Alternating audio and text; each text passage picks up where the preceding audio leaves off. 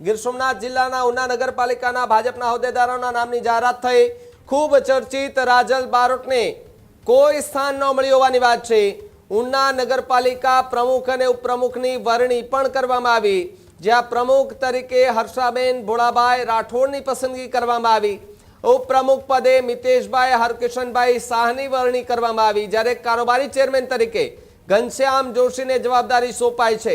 નગરપાલિકાની નવી ટીમ જાહેર થતા કાર્યકર્તાઓમાં એક ઉત્સાહ જોવા મળી રહ્યો છે। વરણી પ્રક્રિયા દરમિયાન પક્ષના આગેવાનો અને કાર્યકર્તાઓ ઉપસ્થિત રહ્યા। રાજલ બારોટ કે જેઓ પહેલી વખત ભારતીય જનતા પાર્ટી તરફથી ઉના પાલિકામાં એ ચૂંટણી લડ્યા, ચૂંટણી જીતીને પણ આવ્યા હતા। ભાજપ દ્વારા સંગઠન અને સમીકરણોને ધ્યાનમાં રાખીને આ સૌથી મોટો નિર્ણય લીધો છે। ઉના શહેરમાં નવી ટીમને લઈને રાજકીય માહોલ જે છે તે હવે ગરમાતો જોવા મળ્યો છે, ત્યારે એક બાદ એક નગરપાલિકા, તાલુકા પંચાયત, જિલ્લા પંચાયતની અંદર જે હોદ્દેદારો હતા તેમના નામોની જાહેરાતો કરવામાં આવી રહી છે। તો સાથે જ ખૂબ ચર્ચિત જે નામો હતા તેમના નામોના પત્તા કપાયા છે।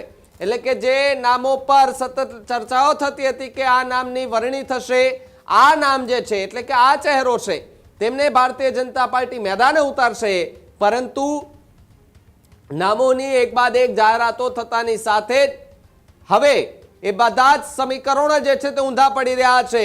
ભારતીય જનતા પાર્ટીએ મહિલા સશક્તિકરણની વાત રાખી અને મહિલાઓને પણ સારા એવા હોદ્દા આપ્યા છે, પુરુષોને જે છે તે પણ સારા એવા હોદ્દા આપ્યા છે, પરંતુ નવા ચહેરાઓ અને યુવા ચહેરાઓને ખૂબ મહત્વ અત્યારે આપવામાં આવ્યું છે। ત્યારે ગીર સોમનાથ જિલ્લાના ઉના નગરપાલિકાના ભારતીય જનતા પાર્ટીના જે હોદ્દેદારો છે તેમના નામોની જાહેરાત થઈ ચૂકી છે, જેમાં સૌથી મોટો અપસેટ અહીંયા એ કે જે ભારતીય જનતા પાર્ટીના ચિહ્ન પર ચૂંટણી લડી હતી એ કલાકાર રાજલ બારોટ કે જેઓને આ આખી પ્રક્રિયામાં ક્યાંય સ્થાન ન મળ્યું, એટલે કે જે હોદ્દેદારો હતા જે નિમણૂક કરવાની હતી તેમાં ક્યાંય પણ નિમણૂકમાં નામ રાજલ બારોટનું ન આવ્યું, અને ભાજપ દ્વારા સંગઠન અને સમીકરણોને ધ્યાનમાં રાખીને આ સૌથી મોટો નિર્ણય લીધો હોય તેવું પણ જે છે તે કહેવાય રહ્યું છે।